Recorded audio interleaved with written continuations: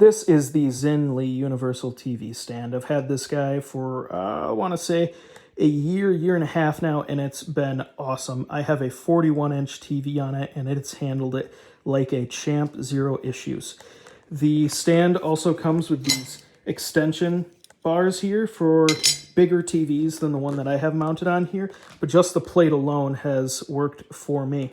This base here, this base is actually glass, but if I flip this guy over, you'll see it comes with these padded feet here, and it also has a metal plate here to protect the glass when you put the screws through it to hold up the main bar. It comes with this cable management too, very, very handy. That way you don't see any of the cables you're running on this guy. I have dropped things on this glass base and it hasn't chipped at all. So props to them for that.